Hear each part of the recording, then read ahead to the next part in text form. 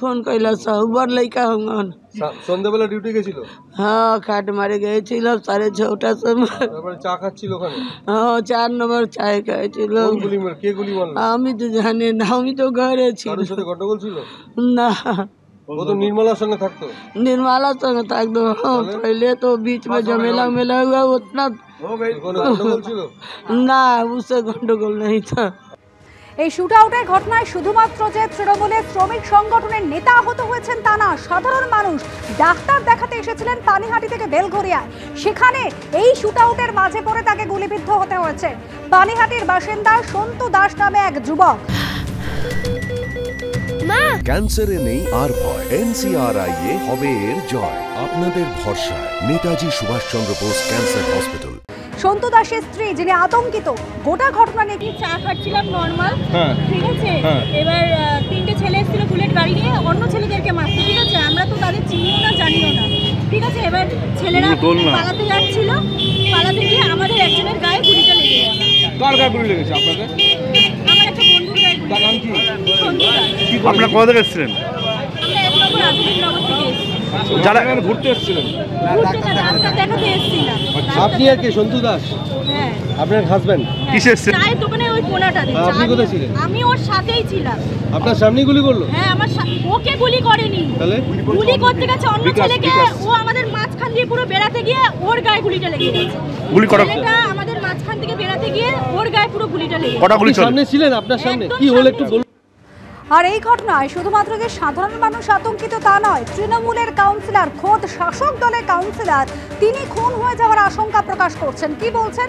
খুন হয়ে যাওয়ার আশঙ্কা প্রকাশ করে কামারহাটির তৃণমূল কাউন্সিলর বলছেন, ঘটনার পেছনে ক্ষমতাশালী কারোর হাত রয়েছে।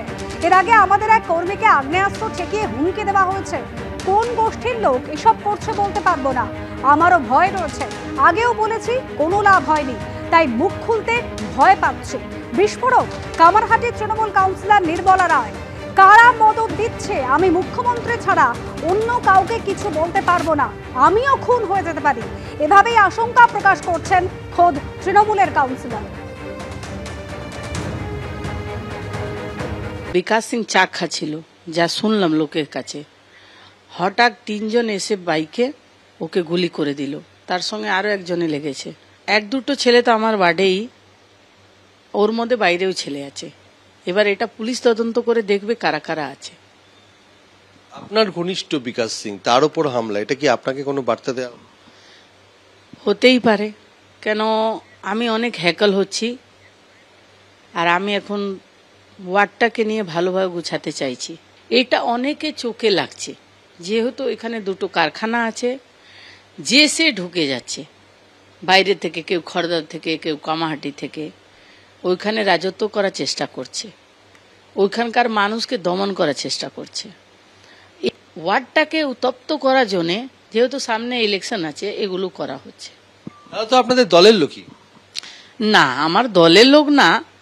দেখুন, দুষ্কৃতি কোনো দলে থাকে না। 2 মাস আগে আমার ছেলেরা চা খাচ্ছিল 3 নম্বরে কামাহাটি, এটা আমি নাম ধরছি না, কামাহাটি কিছু লোক এসে মেশিন ঠেকিয়ে দিল।